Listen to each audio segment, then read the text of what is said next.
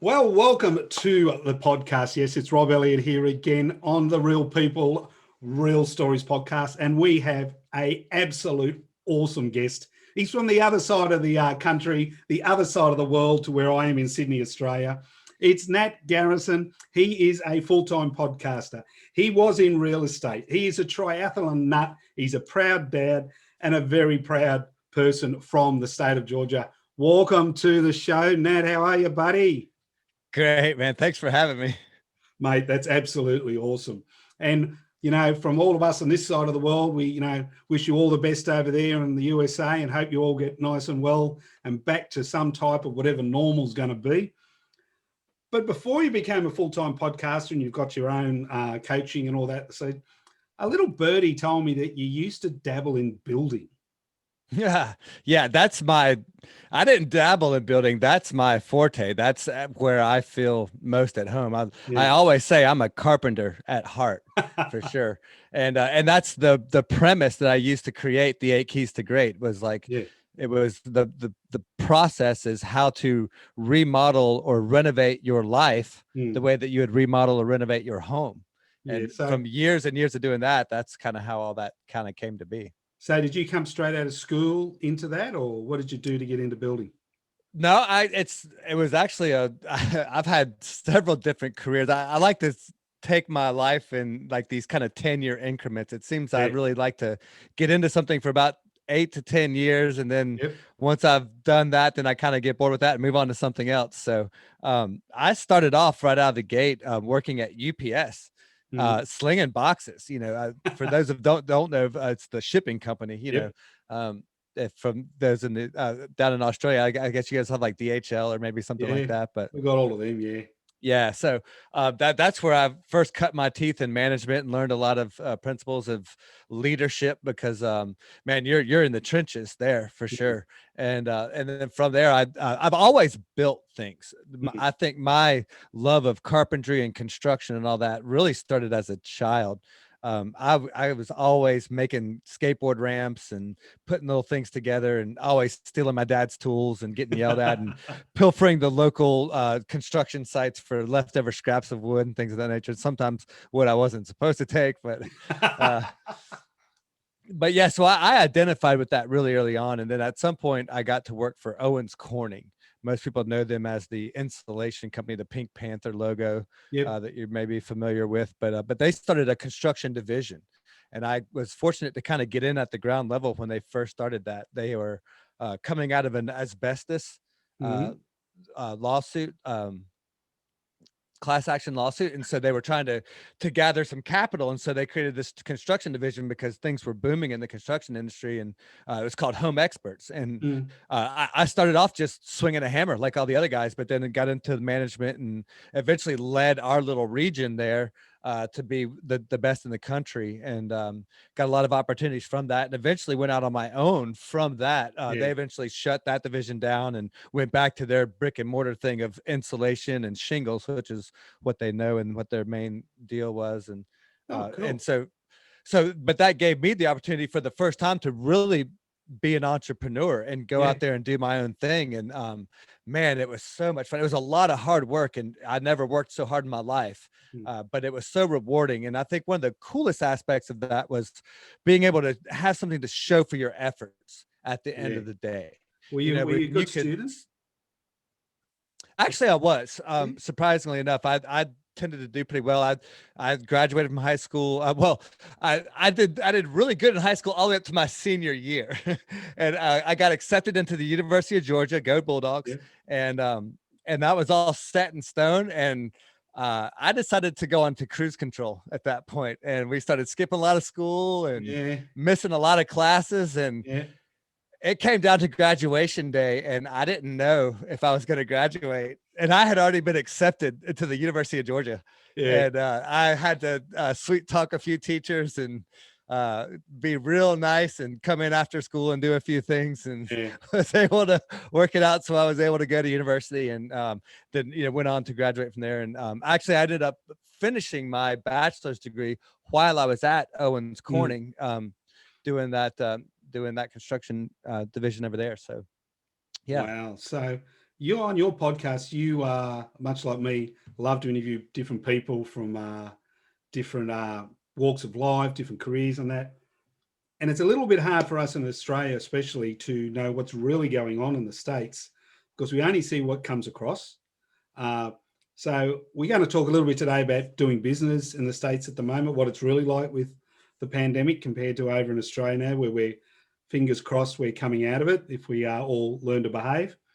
And we might see, talk about some of your people. And I know you've mentioned to me off here, you've got some exciting guests you want to talk about that have really been interesting.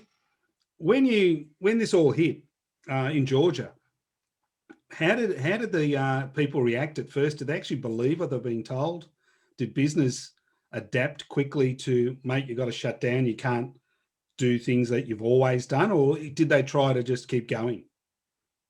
Well, I think across the board, when everything first hit in March, across the board in the United States, anyway, everything shut down. We all went into hunker down mode. Everybody freaked out. We really thought this, because a lot of the information that was being touted at that time were death statistics, and the death rates seemed to be pretty significantly more than traditional flu and some of these other viruses. So across the board, we as a nation shut down. And for the record, I have a sister and a brother-in-law and with a family in California.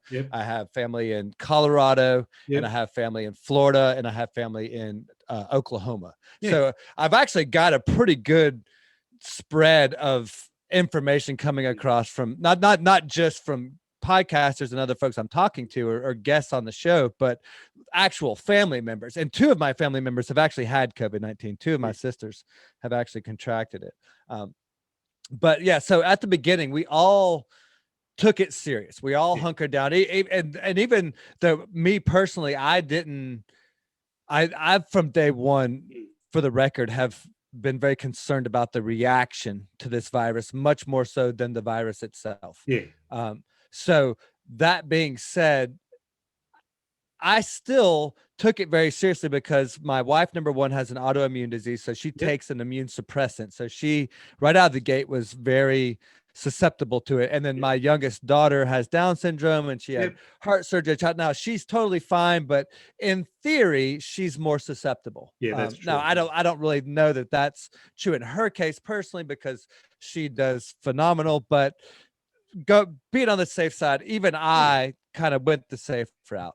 But over time, me personally, I began to realize things weren't adding up. I was looking at what I was being fed in the media versus what I was seeing in real life, and things just didn't match up. Now, but that being said, I've always kind of been that outlier guy. I tend to be the disagreeer guy. I've got a whole podcast episode about COVID-19. So if you want to hear my personal opinions, please go check that out. It's called Construing COVID-19. So it's worth a listen. It's not too long, but at any rate, in Georgia, there was some real impressive leadership that I saw from the government. Our governor, just managing, they were leading. Yeah, our governor actually implemented a law saying that you could not sue a business for contracting COVID-19. And all the businesses and storefronts were able to put that sign in their window, allowing them the opportunity to be open and to feel safe enough that they could conduct business. And if, by God, something awful happened, then they weren't going to be sued and shut down and go bankrupt and, because of one person happening to contract the disease. So I didn't like our governor, how he got into office. He did some real redneck tactics. I mean, you can hear from my voice, we're from the deep South of the United States. So we've got some stereotypes to live down. And unfortunately, he lived up to some of those stereotypes when he was campaigning. So I actually did not vote for him when he was running for governor. But I will say that his leadership during COVID-19 has assured him that I'm going to vote for him the next term. There were others. I'll ask you, before we get onto the podcasters you've had and how you've started them, two things. With a leader like him, what did you see change in him that would make you change, not on the political side? So he must have changed something within himself to show good leadership where you probably didn't see it before. What was it about him that made you change your mind? Well, I think in all honesty, he has always been a good leader. The problem that I had with him was some of his campaigning Yeah, and like stereotyping the redneck. He did a yeah, commercial with him holding a yeah, shotgun, talking about dating his daughter, and yeah, which all like in theory like really appeals to me, the white bread country redneck guy that I am. You know, that it was an ad designed for me, yes, but us being Georgia being a very diversified yeah, state, and Atlanta being an oh, yeah, epiphany for Black culture and yeah, all that, like it definitely distanced him from that, and so that mm, part really bothered me. But that being said, I knew he was a good leader. mm, But I will compare some of his leadership and also the leadership of the governor in Florida has continued to insist that businesses be open and conduct business mm, versus the governor of California and mm, the governor Cuomo of New York, who mm, I believe should be held on trial. I believe that the agenda that they're promoting and that the restrictions that they're insisting upon are criminal. I believe yeah, that I mean, yeah, I don't know how much you guys know about our Constitution and the rights and things that, yeah, you know, it's a little bit different ball of wax. But me being a libertarian at heart, to watch these government officials violate our constitutional rights and do so on a false premise. yeah, What we're finding out at the end of the day, I mean, don't get me wrong, I believe COVID kills people. I yeah, know that it's a deadly disease, but I can also tell you that even from the far extreme left media, that 80% of COVID victims or people yeah, infected with this virus either are asymptomatic, which show no yeah, signs whatsoever, yeah, or their signs are so mild that they require no medical attention whatsoever. yeah, It's a 80%. So I mean that when you see that, and then you see mm, them literally taking people's constitutional rights away from them. I just recently posted something on social media where they were going to shut down the water and electricity in yeah. We homes saw and that. businesses in California, and it just, I mean, to me, that's, you're talking civil war when you Yeah. continue to promote that kind of agenda. I think There's some too many politicians, rednecks like me that just won't put up with that. I think some politicians did it well. They got that balance between uh, civil rights, but also keeping people healthy. And then some politicians around the world, and we've seen a couple in Australia, go to what we call drunk on power, and then let other people behind the scenes who have a different agenda use them to achieve what they want to achieve. And it is a balancing act, especially with this virus. What's right, what's wrong, no one knew. We were learning along the way. Some people got it really well, others went crazy one way or the other, and it cost lives both ways. And it's very sad. And I hear what you're Yeah, I saying. mean, obviously, you hate to see anyone lose their Yeah, life over something like this, but yeah, I've had the opportunity to reflect on some history, and mm, there's a great autobiography about, or not an autobiography, but a biography mm, by William McCullough about John Adams, yeah, and they go into a lot of detail about some of the pandemics and some of the viruses that were spread at that yeah. time. That's And then true. when you reflect back on those and you see, you know, people still, there was actually a really interesting article in the Salt Lake Tribune Mm, in the mid 1800s, I believe it was, when a pandemic hit there. And the same kind of thing, and they were asked to wear masks, and yeah. the similarities were pretty remarkable. But when you see the shortened, but you see how much worse it was for Yes.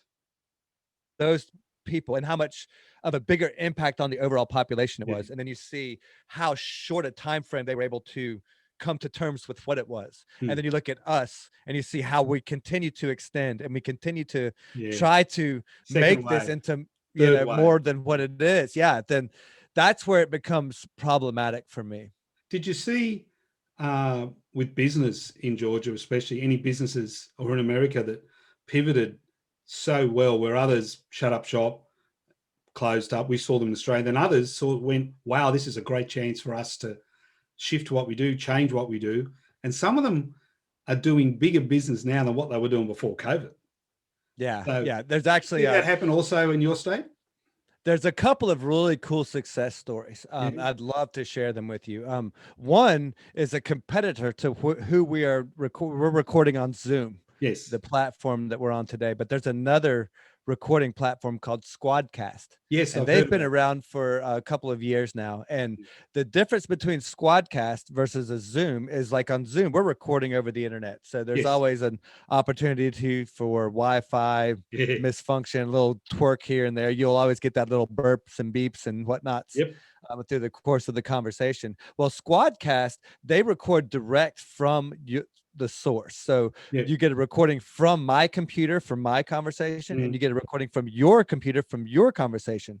So all those blurps and beeps over the internet are gone. We'll still hear them through our conversation, but through the actual recording, they don't show up at all. So Yep. and if you have really good recording equipment, if you're set up with an audio Yeah. device and all that, you really can't tell the difference between a conversation over the internet and a conversation in person. So for me personally, as a podcaster, one of the things that I insisted upon when I first started was good audio quality. Yeah.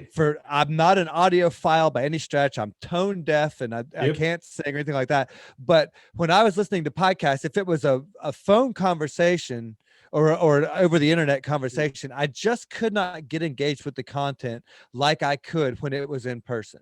Yeah. And so when I first started off, it was like I insisted upon in-person interviews. And then of course COVID hit, and I knew that realistically that wasn't a long-term thing that I was gonna be able to do. But then as COVID hit, I happened to find Squadcast right at the same time. Yeah. And that platform allowed me as a podcaster to then pivot to doing online interviews and open up a whole plethora of guests that I never would have had, guests like you in Australia that I never would have had the opportunity to talk to if I was insisting upon in person. Yes. So, Yeah.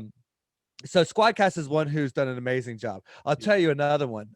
There's a company called Eat Engage. Eat Engage. Yep. And what they do, they're basically Uber Eats for webinars.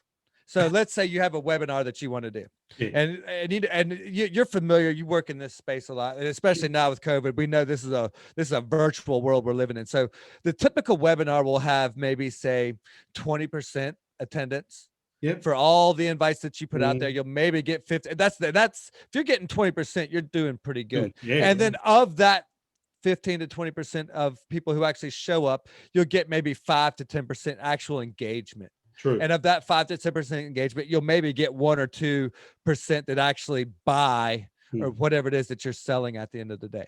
So what Eat Engage does is it provides a meal to the person that you're inviting to your webinar. Now, obviously, this adds a substantial cost to your webinar. It changes the dynamic quite a bit. But what it does is it gets 90% of the people that you invite to show up. Yeah. And of that 90% that show up, 75% engage, engage. And of that 75%, half you're able to close with. So it completely changes the dynamic of the webinar, and it completely changes the dynamic of this thing that we're trying to do, And so obviously when COVID hit and everybody was trying to do this online, there's all these different, or trying to do this in person before, but then once the world shut down, they had been in business for about 18 months. And you talk about being primed and ready. I mean, their doors exploded. They have not been able to keep up. They don't know they're trying to hire left and right.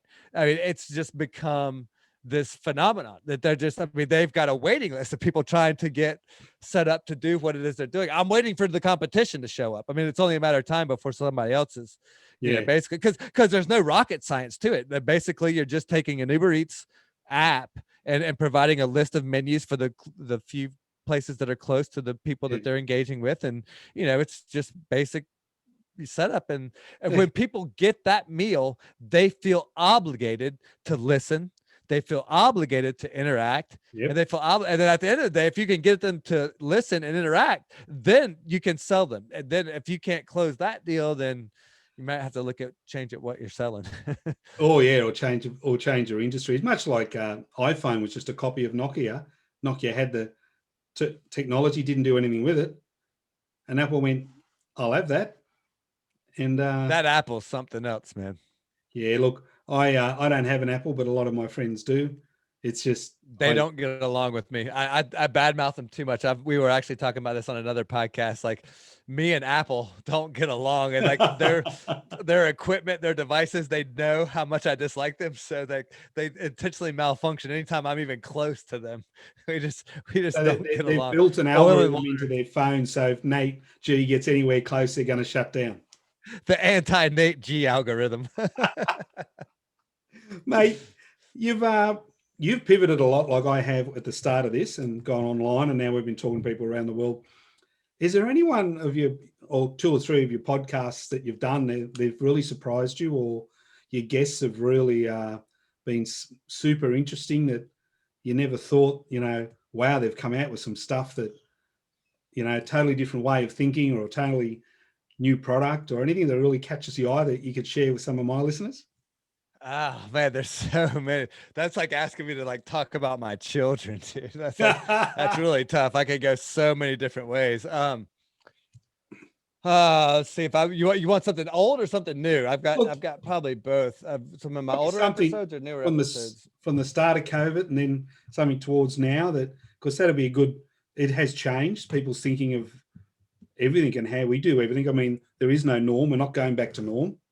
Yeah. Because no one knows what the norm is. Yeah. So after listening to all the guests you've done over the last, say, 6 months, and they say tomorrow, okay, COVID's done.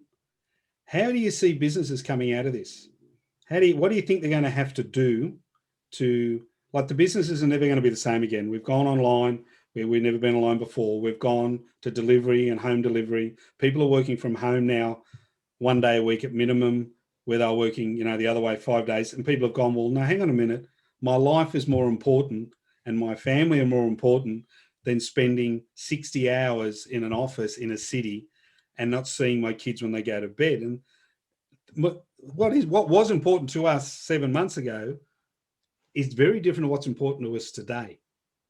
So how do you see businesses and the people you're speaking to adapting to what may be or whatever the new norm will be? And how do you think they're going to react when the boss says, I need you to work overtime?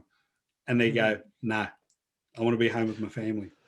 Well, now I think there are some opportunities to do some of that overtime. I think there's some opportunities to take advantage of some of that. That was a beautiful question to launch right into my whole spiel about lifestyle design. That's a whole big aspect of our podcast and my 8 keys to great principles. It's how do you craft a lifestyle by design? How do you create that everyday life that's fulfilling and that keeps you going and makes your life worth living? The best thing about this COVID situation is we have seen a shift to a more digital lifestyle of how we conduct business. Yeah. And so what that's actually created is a lot of opportunity for people to not live that commuter life, because like Atlanta, where I live, I mean, we are a commuter town. It is not uncommon for anyone to be go driving an hour each way to their job. I mean, that's the norm in this town. It's just what it is. And the traffic has been horrible. Yeah. And now with this shift and with people working from home and this virtual lifestyle that we're living, now you're seeing people, okay, well, instead of having to go to the office 5 days a week or even 6 oftentimes, now it's maybe 2 or 3 times every 2 weeks. And so instead of commuting an hour each way every day, well, now maybe I can live even further out. I can live wherever I want to, because I'm only having to make that trip, or even like a 2-hour trip once a week, 2 times every 2 weeks. That allows you to now live in places that you hadn't thought about living before. It allows you to go to areas where you wouldn't normally have access to. So I think that right there in and of itself, that getting out of the city, because I think the people that have been impacted the most by this disease, especially from a mental standpoint, are those folks stuck in the city. I could not imagine. I've got a sweet friend that lives in Manhattan, and I could not imagine what my life would be like stuck in Manhattan right now, or I spoke to Brooklyn. a And gentleman. Manhattan's, that's the nice area. Well, imagine Brooklyn, something like that. I spoke to a gentleman in London the other day for a podcast, and he cannot go and see his next door neighbor. Tragic. And Absolutely tragic. and he's So look like at the you and mental I health mean, aspect of that. he said, I'm lucky. He said, because I have the means to look after myself. I've worked hard. Money isn't an issue for him. He said, but that for many others, loneliness and all that is being an issue. What do you see is going to be and now in your program, you go through a whole heap of steps on how people can reshape their life and how to get balance back into it. What do you see is going to be the hardest step for people to take when they want to reshape their life post-COVID? I think it's that first step. I think it's just getting started. It's having to take a step back from your life and say, okay, what is it that makes me happy? What is it that actually fills my bucket? And it's like the silly answer that, well, the easy answer is always to go to, well, what makes me happy? But I think that it really needs to be about what gives me purpose, what gives me meaning to my life, because happy is fleeting.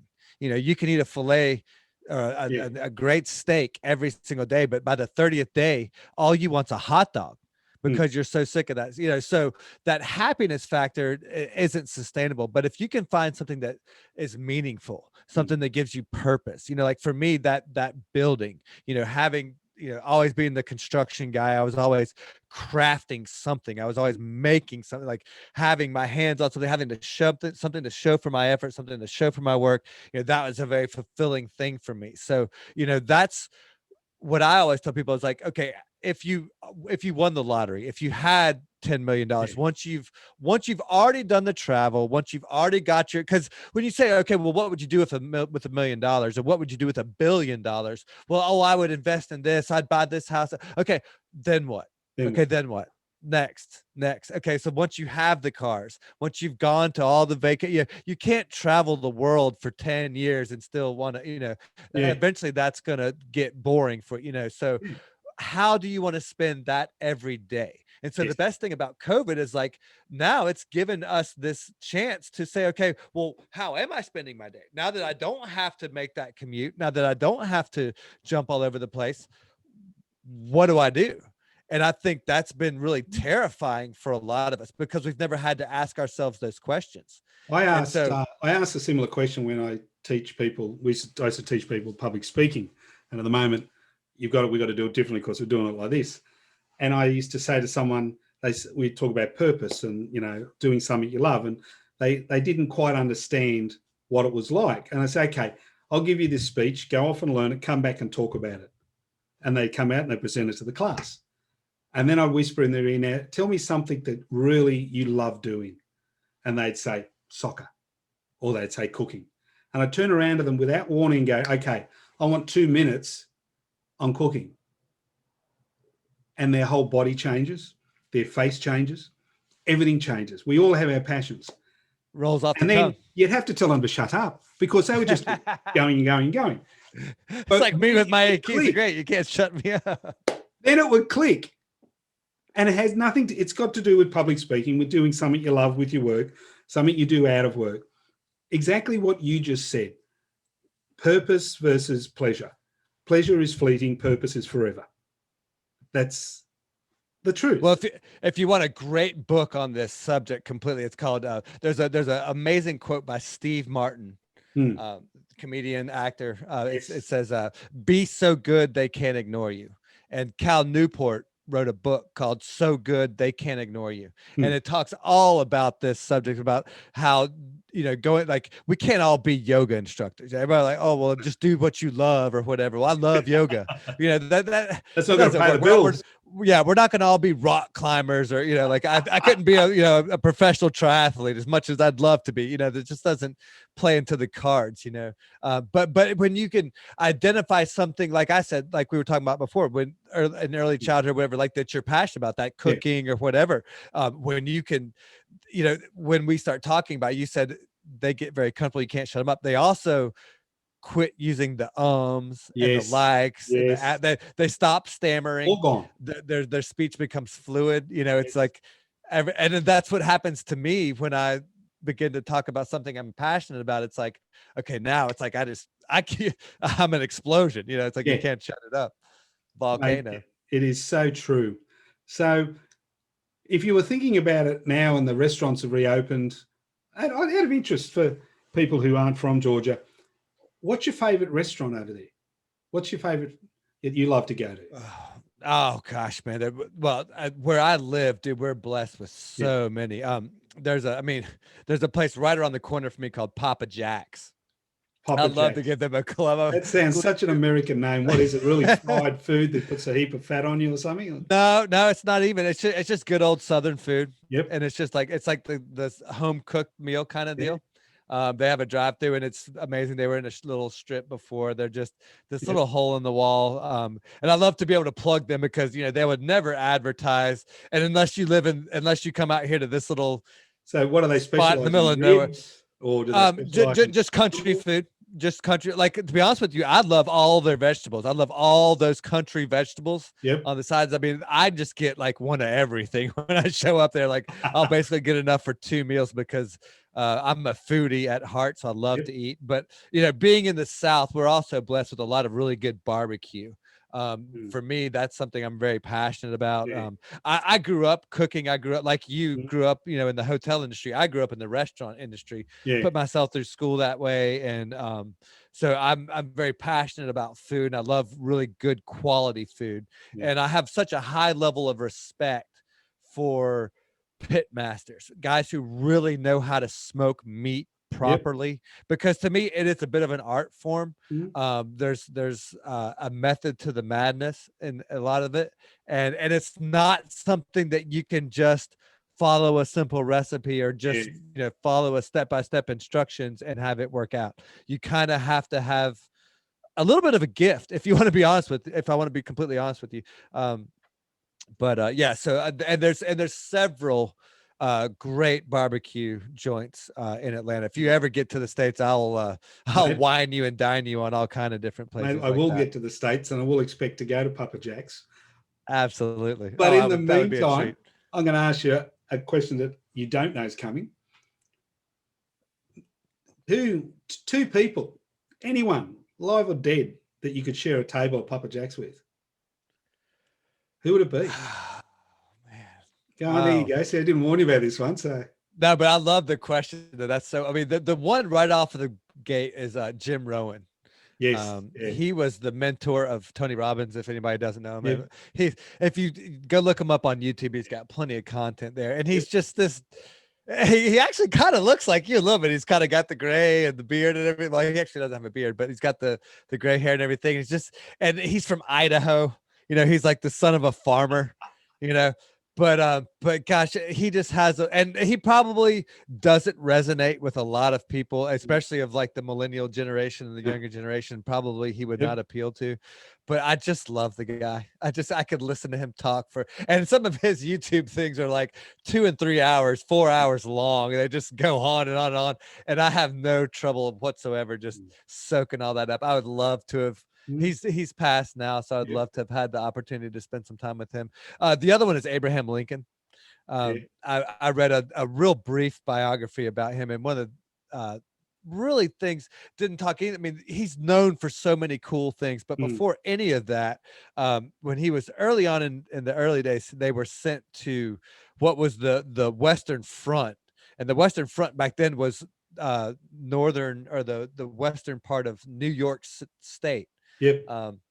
And they were going out there to build a fort, and they got out there in the dead of winter, and it was miserable. They didn't have any food, and Mm. but they had this mission. They had to get this fort built by spring so they could bring the folks out to do the next thing and whatever. So all through the winter they were building this fort, and it was horrible conditions. Nothing was going right, but they had this incredible bond, and everybody was in great spirits, and they were all working towards this common goal. And and they accomplished the impossible. They got this fort done by the spring, and it was this Yep. really cool, amazing thing that they were able to do. And springtime coming, they were done. They did it. They did what they were trying to do. And so they would just had to chill, Yeah. just hang out, just Awesome. wait for everybody to show up and do their thing or whatever. And because they had nothing to do, because they were just standing there, everything fell apart. People started bickering. There was fighting amongst each one another. People started getting into fights left and right. There was the total disharmony across the entire camp, if you will. And it was because there was no purpose. They had nothing that they were striving and working. They had food, they had drink, they had all the comforts of life that they were looking for, that they were waiting for and working so hard for through the course of that winter. But because there was no direction, because there was no goal at that point, everything fell to pieces. And he talks about what an impact that made on him very early on. And that story made a huge impact on me, and talking about, like how we were talking about earlier, having purpose versus seeking happiness. And that story was just such a great example of that principle. So was that a bit of an inspiration for the course? And you need to tell everyone what your course is all about, where they can find it. But you got to get that plug in. Yeah, right. But is that really where your course is about, giving people the tools to find their purpose? Yeah, to a certain extent. I mean, going back to the lifestyle design thing, that's really what it's all about. It's really about creating the life that you want to have, like figuring out what it is that you want to do. And if you don't mind, I mean, I'll go give you a quick overview of how the program works. And we'll put a link in the show notes as well, so people can follow through and they can contact you direct. But give us as we used to say, if you met Kerry Packer, who used to be one of the biggest media owners in the country, he owned everything cricket, he owned the whole lot, and you were in the lift with him, and he wasn't a man that you said a lot of things, and he's notorious for saying you have 1 minute. Oh yeah. So Nat, you got 1 minute. What's your course all about, brother? There's no way that's getting done in a minute. No. Like I said, I mean, it's basically renovating your life the way that you would renovate your home. So basically the first step is defining that dream. Yeah. And so it's basically assigning 40 items of what it is that you want, like literally taking the time to really identify what it is that you want out of life, and then assigning some numerical values to that, a 1, 3, 5, and 10 year assessment from that. Now, once you've defined the dream, once you've kind of envisioned what the mansion on the hill is supposed to look like, going back to the whole construction metaphor, okay, well, now you need a set of prints, you need a set of plans on how you're going to make this house, how you're going to make this life, right?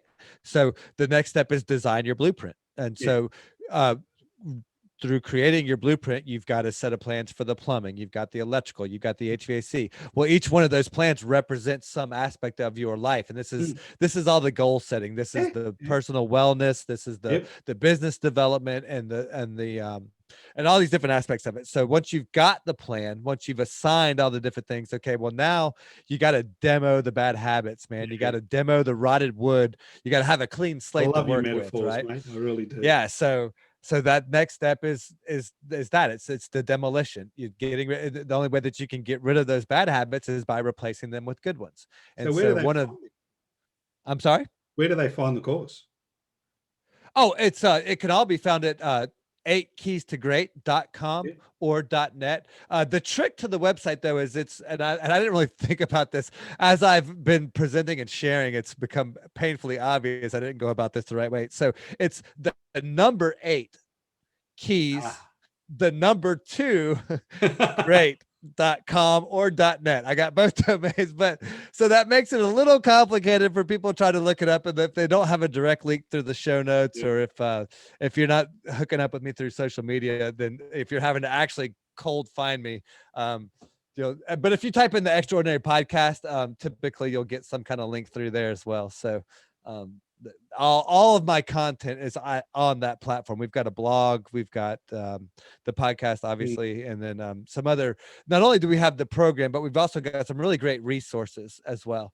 Mate, it's been an absolute pleasure listening to you today.